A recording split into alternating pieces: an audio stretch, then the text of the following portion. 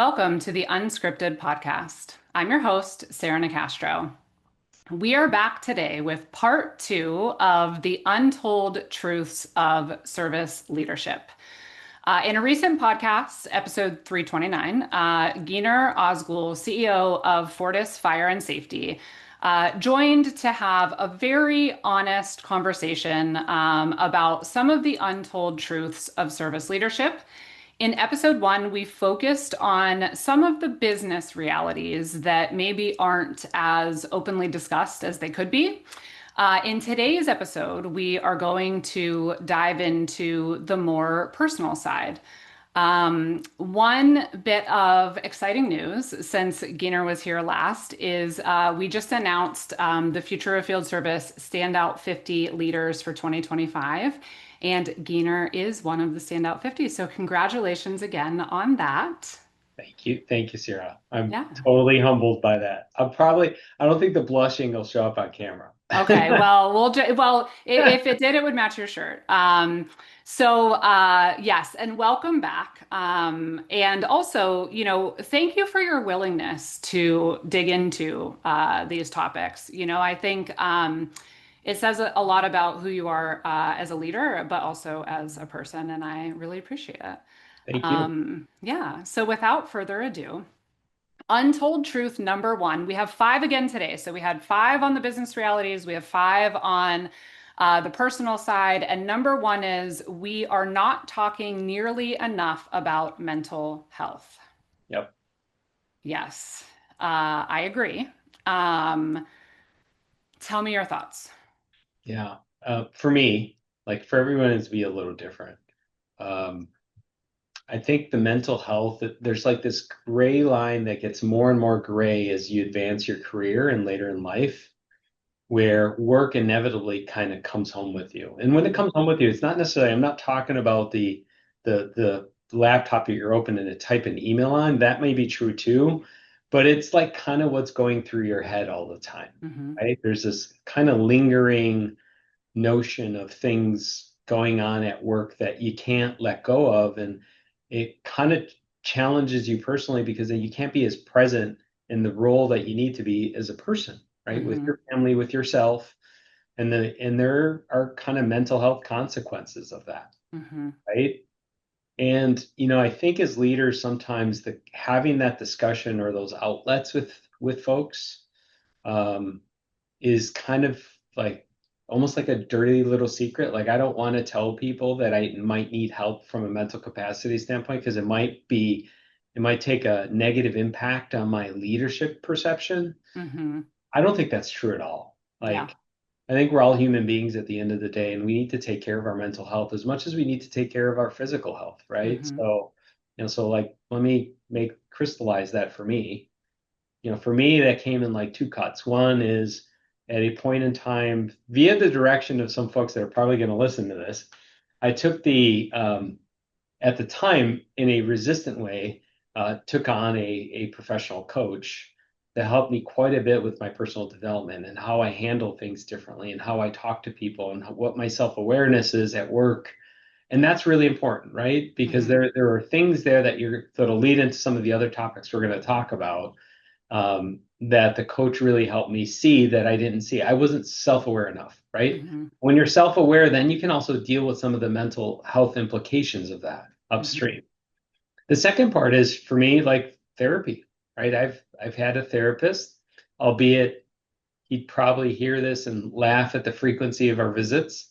Um, I've had a therapist when I've needed it, and it's a good outlet. Like Mhm. it's somebody I view that as somebody who doesn't knows you from a clinical standpoint, but doesn't know you from a personal standpoint. Mhm. A lot of times there isn't judgment, there isn't bias in the communication. You can kind of cut loose and not worry about the ramifications of using the wrong word or having the Mhm. wrong emotion. They're kind of looking at you, the person, and they're offering advice. So, I mean, I totally think mental health's understated, and a lot of it has to do with how people perceive what others might think of them in terms of their vulnerability and mental health. Yeah. I'm curious, I have some thoughts, but before I share those, I'm curious, do you feel like we're not talking nearly enough about mental health also outside of the leadership level? Oh yeah. I Yeah. mean, it impacts all of our employees, right? Yeah.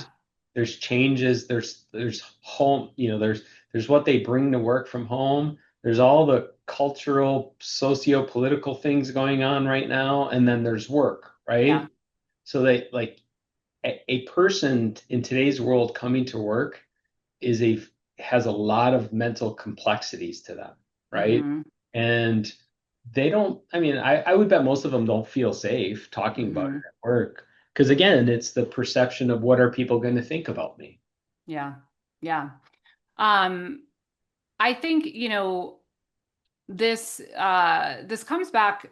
So the point about our teams, our people, Mhm. individuals, the front line, uh, I think comes back to leadership, right? And because oftentimes if we have programs in place to support employees' mental health, it's sort of like, okay, we're checking that box. Maybe we have an employee assistance program, maybe we Yep. have some collateral, or maybe we even go so far as to once a year have a rah-rah webinar or something, Yeah. right? And I'm not saying that those things don't have value, okay? But it can't only be a programmatic thing, right? This is where it comes down to the role of leaders in really understanding people and caring about them as humans, not just employees, Yeah. and weaving that into interactions and that sort of thing. Yeah. I'll share a personal story on this. Hmm. Um, Probably 15 or so years ago, I was a project manager and I was leading a restructuring event. And I flew out to California. We had an office in California, not far from the new stadium, actually, that the Rams play in. And I was meeting an employee there who was going to get severance, right? And I had been doing this for probably the better part of 3 months as part of this restructuring. So I Hmm. guy with the folders from the HR team with the scripts and I got there and I met with her and it kind of like there's a little bit of a image in my eyes right now, right? I remember sitting across the table from her and doing the script thing, and everything's gonna be okay. Here's your assistance. I'm checking all the boxes, and she reached across the table and grabbed kind of my hands and like put them in between her hands, and she said, "Gyner, can you stop for a second?" I said, "Sure, no problem." And she's like, "I just want you to know that I'm going to be okay, right?" And I was like, "Oh, thank you. I understand that." No, no, she goes, I want you to know I also recognize how incredibly difficult this must be for you to Hmm. have to take on the role of doing this, like talking to me and the other, because she knows about the others I had done, right? Hmm. And like I was like this close to being in tears, Yeah. right? Because it was the first time that somebody had kind of acknowledged that, yeah, my job was to come around with my folders and do this restructure event. But Hmm. nobody had said, hey, you're a human being. Do you have needs in the Hmm. discussion? Right. So to your point, like sometimes it's about like pausing and being self-aware enough with yourself, with the frontline workers, with the employees to just check in and say, like, how's your day? Hmm. And not Yeah. only the work, but how's home life? How is your drive in? Like just like check in on the person and see how they're doing. It Hmm. goes a long way versus Yeah. not that the employee assistance programs and things like that aren't important. Sometimes the little things of just communicating are also important. Yeah. Yeah, I think we have to make it personal. And I think that goes back to a couple of thoughts I had, which is the best way to do that really is to model it, right? So if you go back to the point you made about like if leaders are avoiding this topic because they think it makes them seem weak or, not able to handle the role, et cetera, it sets an example of, not being able to admit when you're struggling with something or when you need help or when you're having a hard day or whatever it is. The other thing I thought about, when you mentioned the coaching and therapy, so I also have a therapist and I go weekly. I think another reality of, you know, I guess leadership or later in life careers is unfortunately you get busier and busier and busier as well, right? Which makes it, to me, part of the benefit of that time every week is it forces me to spend at least an hour reflecting on how am I doing? What's going well? What am I not doing well with, right? And I mean, I don't know that I would carve out that time otherwise, so it's a way to kind of make it a priority. But I think, conversations like this are also important, is to normalize the topic, that we're all human beings and we all have our own things and our own struggles. There was a conversation that came up at the Service Council in a panel that I was leading on the last day, and the panel, I don't even remember what it was supposed to be about, but it took a lot of twists and turns. But we ended up, basically talking about the importance of people and, how much closer attention leaders need to be paying right now to how are we going to find the next generation and bring them into these roles, but then how are we going to support them and what do they need that's different than what the existing workforce needs? And there was a woman in the audience who raised her hand and shared her son, I believe she said is I can't remember, maybe 20, and really struggling because he grew up during COVID, right? And so Mm. there's a lot of ramifications of that. So I think there's an increasing need to talk more about this and think more strategically about how we support people because there's all of these things going on in the world in our day-to-day lives that are affecting people's mental health, whether we want to, you know, admit it or state that fact or not, So I think it's a really important one. The second untold truth, growing older as a leader is emotionally complex. Mhm. So what can you share on that one? Um, I think at some point as you get older, a couple things. One is, I think at some point as you get older, there's this like creeping thoughts of, hey, I really want to unlock more personal time for myself, however that, whatever that means for you. Um, and then there's like this personal conflict of that thought because you're like, well, that must mean I'm going to do less at work or worse at work, which isn't necessarily true, Mm-hmm. right? So these like emotions start getting jumbled up about conflicts of interest and should I be doing something or not? Because 10 years ago I would work 10 hours and not worry about it. And now it's like, I kind of want to work 8.5 and go see my son run, like my personal bias, right? Mm-hmm. Does that mean, it's any worse? I think the other thing is as you get older, your priorities just start to shift a little bit, Mm-hmm. right? Things that maybe weren't as important start being a little bit more important for you, right? Your weekends, you kind of value them a little bit more because Mm-hmm. they're a reset, kind of builds on the mental health conversation we just had. So you start to kind of have this kind of different perspective or an evolved perspective of things about yourself, about your family, and then there's this inherent conflict because you're Mm-hmm. fighting the old version of you, like the older, younger version of you, Mm-hmm. right? Like that maybe wouldn't think about that and kind of throw those ideas out a window and say, I'll worry about it later. And you're like, well, later is now, right? Right, right. So there is this conflict that, for me, it's true, right? Yeah. I could, man, 10 years ago, I could bang out a half a day, a couple hundred emails on a Saturday morning.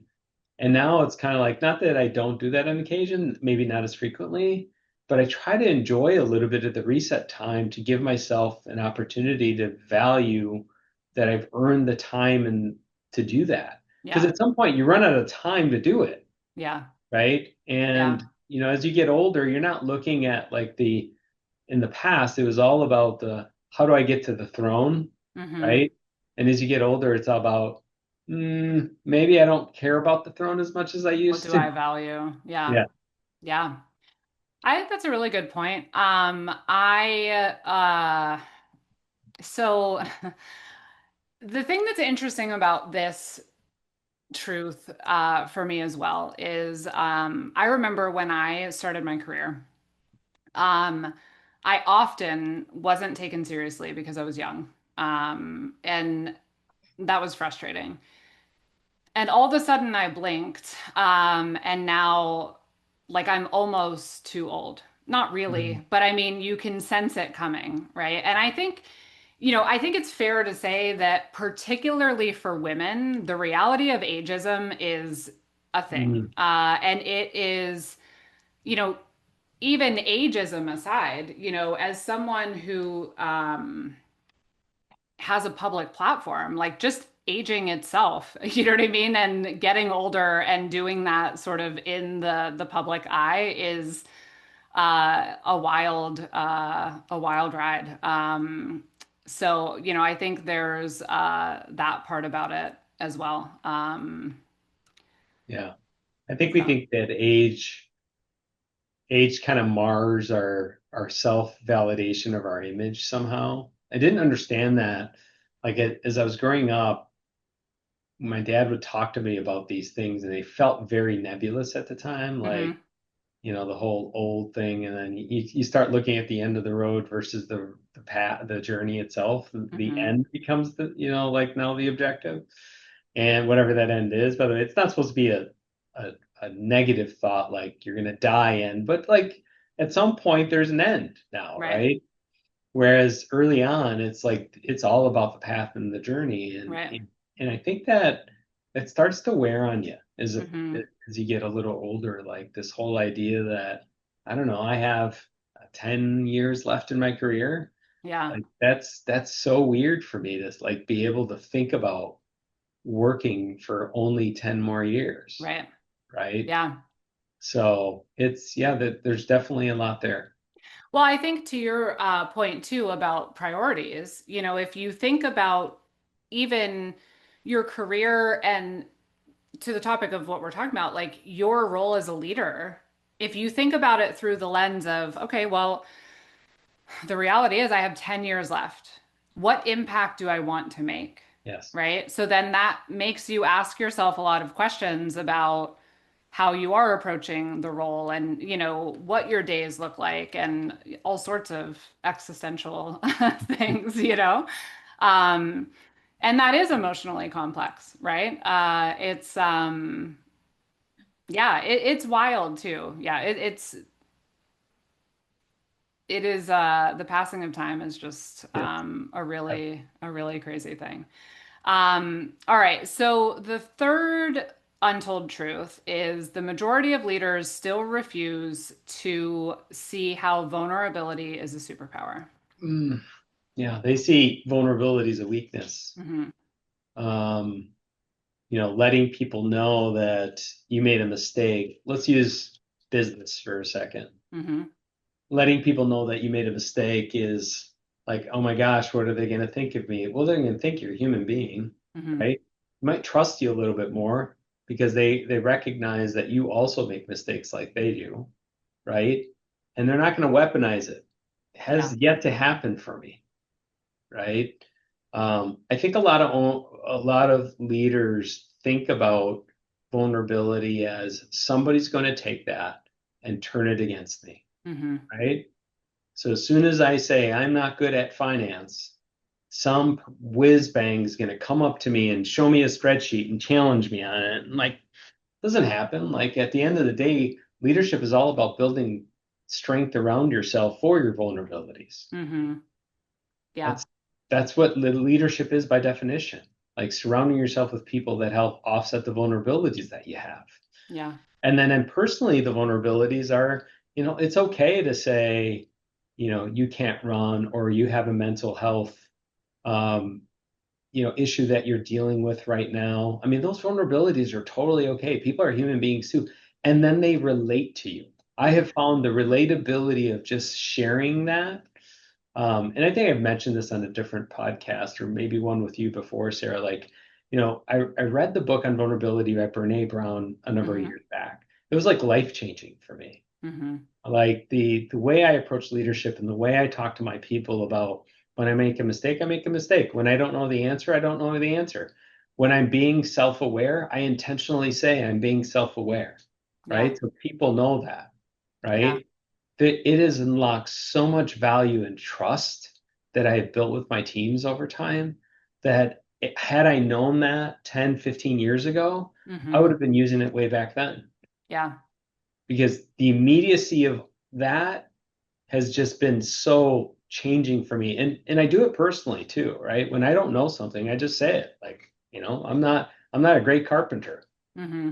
I, if you ask me to come fix something in your house, it's not going to look good, Yeah. right? Um, Yeah. I so think so. I absolutely believe vulnerability is a superpower. I lean into mine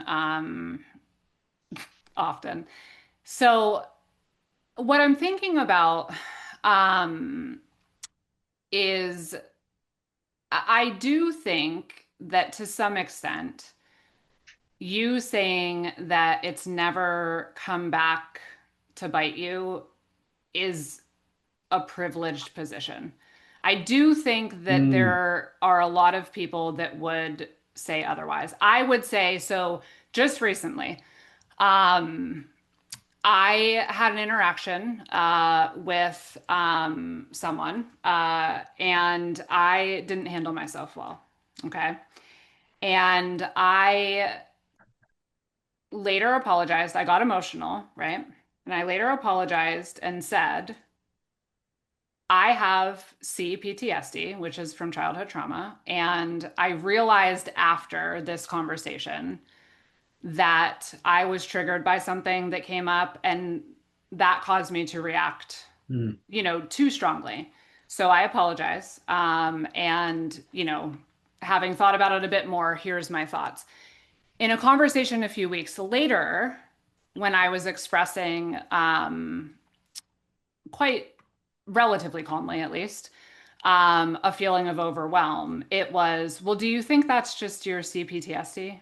Right. And oh, I'm not saying that it was weaponized, but oh, I wow. think where you get into vulnerability, particularly about mental health, there's still so much stigma Mm, that even if it isn't weaponized, it can be used as an excuse rather than looking at the reality or the root cause of the issue, right? that's And fair. that's a very recent example. No, So that's very fair. I don't, I don't like that would never prevent me from being vulnerable, right? Because to me, the pros far outweigh any potential cons. Right. But I guess what I'm saying is, I think in leadership, there's so much value in vulnerability in how you connect to people. I think the risk or the reason that leaders are still shying away from it is more around the persona and the or ego or perception of power, right? And they think that it's at odds with that. I think most leaders, it would be hard to argue that leaning into vulnerability won't help you connect better to your people, right? But I think there's more of an external thing that is what causes people to still hesitate. What's different, I think, is for the layperson, right? So because the ability to be vulnerable at work, uh, the impact of it has so much to do with what company culture you're working in and what the you know attitude and approach of the leaders are. Yeah. By the way, thank you for sharing your story. Mhm. Um, I I thought think long and hard before I said it, and it is what it is, right? I mean, no, it's I'm not totally going to cool. say that I'm vulnerable No, and then it's not say awesome. it, I but appreciate you sharing your story. Like I want to lead with that.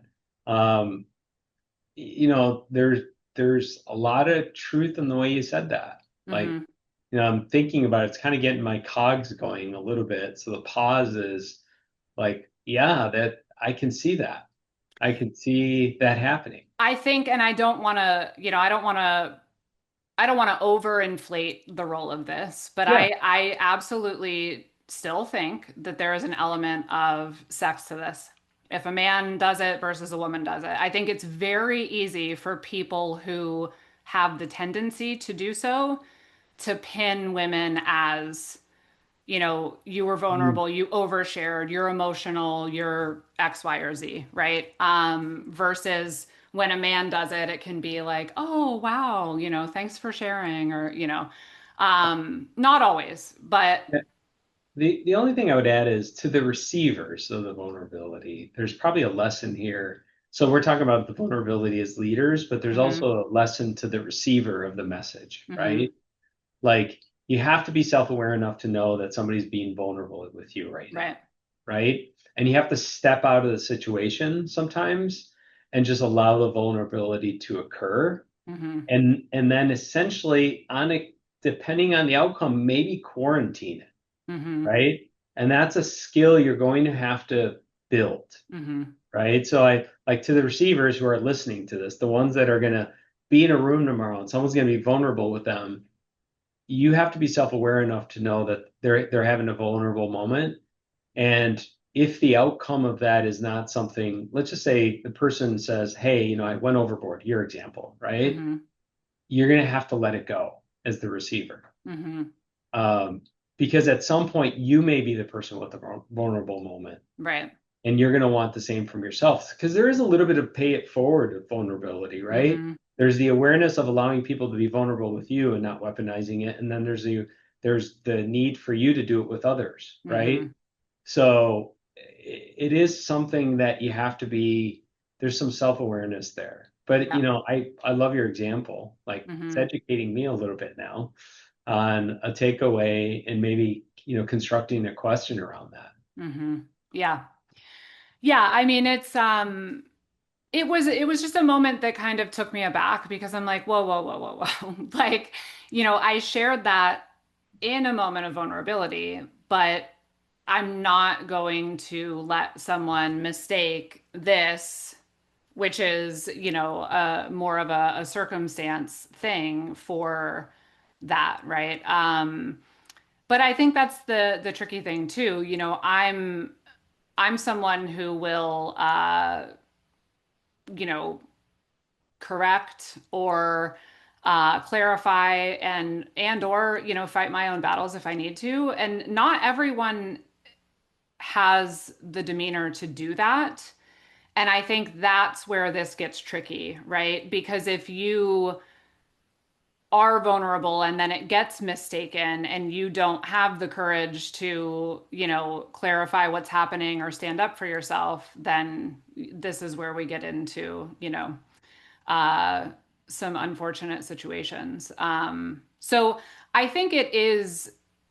I think it is very much a superpower. I think there's just a lot of nuance to, you know, um, to your point, how to model it well, but also how to receive it well. Yeah. Yeah. And there might be, before we move on to the next section, there might be even a third role in there.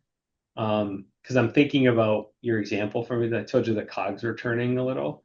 Um, there might be a third role, and the third role could be, are you going to be the champion for the person who is being vulnerable?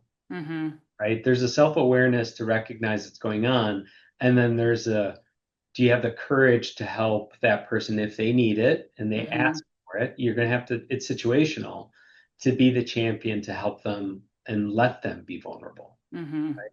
Yeah. So, for me, it's like, well, how would I've handled your scenario a little differently? And that's where my cogs were going with the question to myself, right? And it's like, well, now I need to learn the new skills and output of this conversation, which is there are going to be times where there's a vulnerability occurring that I'm going to have to intervene and not only let them be vulnerable, but potentially champion the vulnerability to the rest of the team, Mm-hmm. right? So that it does like effectively take the edginess off the vulnerability and allow the person to be authentic. Mm-hmm. So, anyways, I'm like Yeah. That's the cogs thinking in real time. Yeah. Yeah. I just think, there's a lot of these things, right? That like if you just, look at the title of Brené's book and think about like vulnerability as a superpower, like yes, I agree. Uh but in the corporate world, there's a lot of ways that using that superpower can go awry. And I think it really comes back to, another opportunity leaders have to model it well, yeah. So, okay. Untold truth number 4 is too many leaders avoid conflict, which Yep. kills trust. So honesty being a crucial skill. What are your Yeah. thoughts on this one? Um, I think I think over time leadership evolves unchecked. Leadership evolves into something that becomes a little bit more passive aggressive than it does honest. I don't think most people that I've met don't do it intentionally, Hmm. or they're not self-aware enough to know that they are being passive aggressive. Um, and the reason they do it is because the conflict comes with work, right? Or maybe it comes with a feared outcome that somebody doesn't want to deal with, right? But the in not being like honest or with folks, what I have found is it becomes a trust barrier, Hmm. right? Because they always walk away, and I call it the water cooler conversation. If you leave something on the table that would allow for a water cooler conversation to happen after you had a conversation with the person, then you weren't authentic all the way. You weren't honest Hmm. all the way. You should be able to leave everything on the table. And sometimes people are like, well, I worry about presenting it that way because I may offend somebody. Like, but the way you communicate and the honesty are two different things, Hmm. right? So, work on your communication, Hmm. maybe get coaching around that. Heck, ChatGPT can probably help you with the wording, but not using that as a proxy for not being honest is not okay. Hmm. Like, you have to have the honesty with folks because as you do, you will build trust with your team. Hmm. They will know that you're not leaving anything for a water cooler discussion, Hmm. and that's really important to people. Like we just talked about mental health, 20 Hmm. minutes, 25 minutes ago. Imagine the manager, the leader, the employee, the frontline worker who's driving home at night. And in his head, one of the thoughts is, I wish I knew what my manager thinks of the work that I'm doing, Hmm. right? And maybe they're not a very good employee, as an example, but you haven't shared that with them. So you're Hmm. causing a level of angst and apprehension unknowingly to that employee by not sharing that and being open and honest with them. Hmm. That honesty is so critical. I mean, Yeah. outside of vulnerability, for me, a second tennis is open honesty. I Hmm. I tell my teams that work with me directly, I say, I'm a dad to my two kids. I don't want to be a dad at work or as a leader. So if we're going to have conversations and you're going to bring something to me, the first question I'm going to ask is, did you talk to the person that you're bringing me this? And if the answer is no, then I'm going to say, hey, I'm willing to have a conversation with you about it. But as soon as you walk out that door, I'm wiping my memory clean of this conversation until you talk to them Hmm. or you're willing to bring them in the room, Yeah. right? Because we have to do the honest communication if we're going to build trust in an organization, all Hmm. the way down to the front lines. Hmm. Do you have an example of like a scenario where you feel like a leader should be honest but is passive aggressive instead, like topically?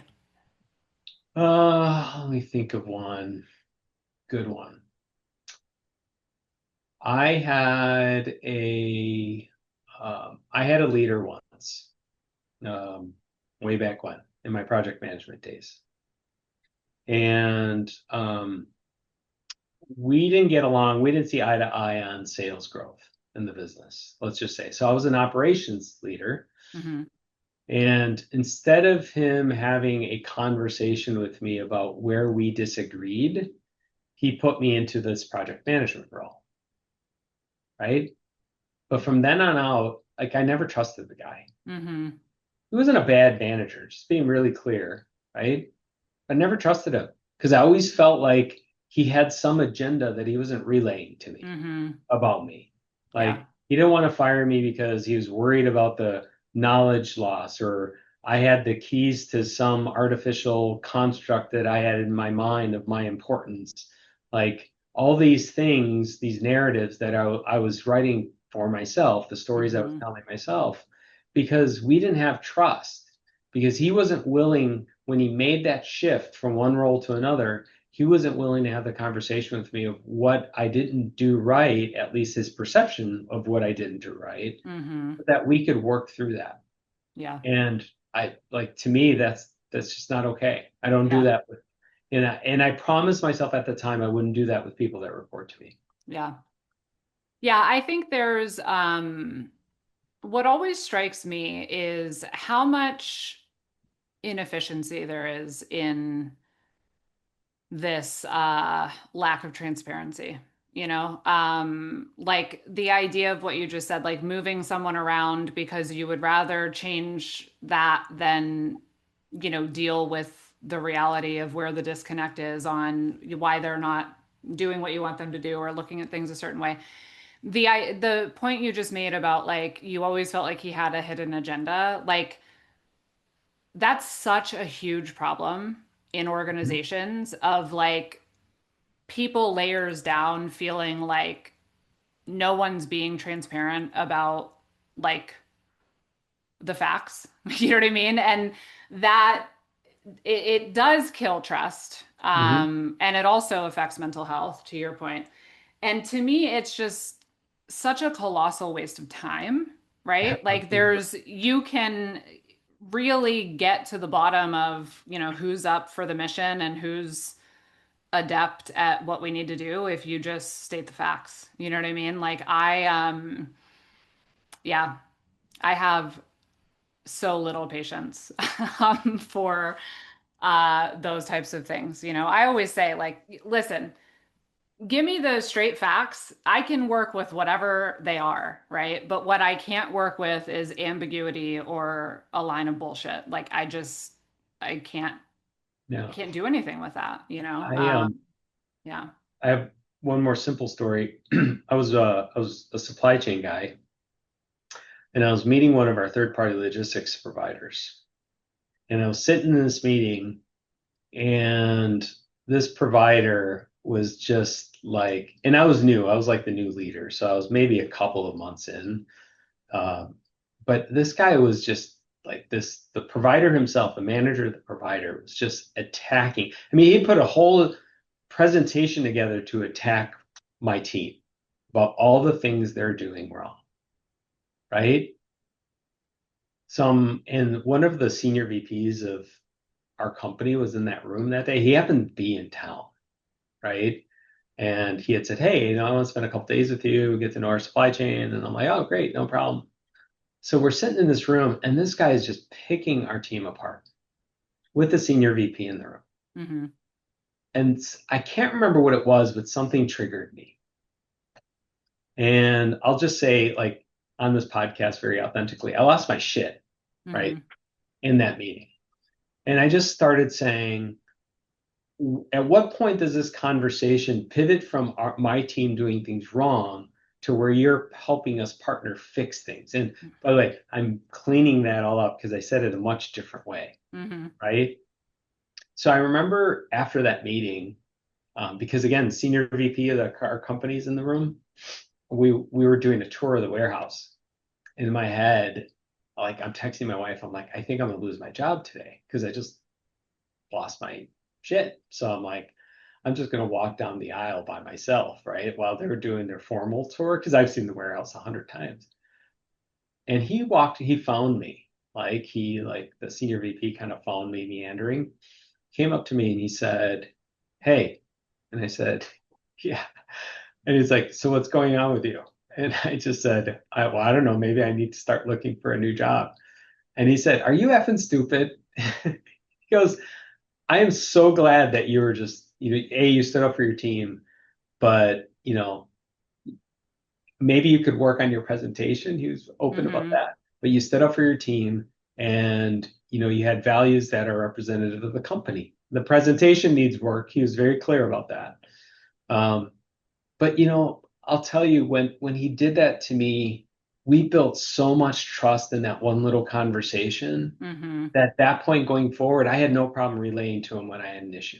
Mm-hmm. Yeah. Right. I didn't talk to him very much, probably as much on one hand, Yeah. but when I talked to him, I had no problem relaying 100% of the truth to him. Mm-hmm. Yeah. Yeah. I mean, those moments build trust, right? And respect. And, that's important leader to leader, but it's important leader to employee as well. Yeah. Okay.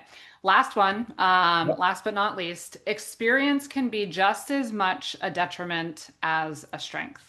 hmm So So, I'll lead with a nebulous response and then we can get into specifics. The nebulous response says the way that makes sense is sometimes experience becomes your bias when you go into a room and you're trying to solve a problem mm-hmm. because it gets in the way of you listening to your team, Yeah. right? Because immediately you jump to a conclusion that you have the answer and you want them to just go to your answer. That's Mm-hmm. the I'm right, I have the experience, you go do it. And what you unintentionally do is rupture their trust, which we just talked about. Mm-hmm. So, um, but more importantly, you don't give them a chance to kind of solve the problem themselves and take your experience and help guide them to solving it, Mm-hmm. right? They may end up at the same place that you already had at the beginning of the meeting or beginning of the session. That's okay. Yeah. But what if they don't and they end up somewhere better that you hadn't considered? Mm-hmm. Your experience becomes the detriment then. Your Yeah. experience becomes the problem. And so, I will say it is really important you don't do that. Don't be the know-it-all in the room. Mm-hmm. Use your experience to be the ambassador who facilitates things, Mm-hmm. not the person that knows all the answers. Yeah. Yeah, I think this is it's crucial, right? And I mean the reality too is, if you have 25 years of experience, what you've done and what you've accomplished, yes, those lessons are valuable, but the dynamics are ever changing, right? And there's so much risk in being stuck in, the the glory days or, whatever Yep. you want to refer to it as. It takes a lot of effort and it also takes a constant ego check, I think, to remain relevant, to continually educate yourself, to continually work on yourself, to stay open minded, to value the voice and opinions and skills and perspectives of people that don't have as much experience as you. I mean, to me, there's no better way to become a dinosaur than just thinking you have all the answers. I mean, it's very foolish, honestly. No. Um, And it doesn't allow your team to do their best work. mhm. I mean, Yeah. and like a lot of what we talked about today, triggers the mental health issues. It doesn't allow them their opportunity to grow around you and help with your vulnerabilities. Doesn't allow you to be the leader that helps them be better leaders, Hmm. right? You're just Yeah. not giving any of it a shot because you want to just skip to the end, right? Hmm. I call it, we have a little bit of the Amazonian problem in our culture right now.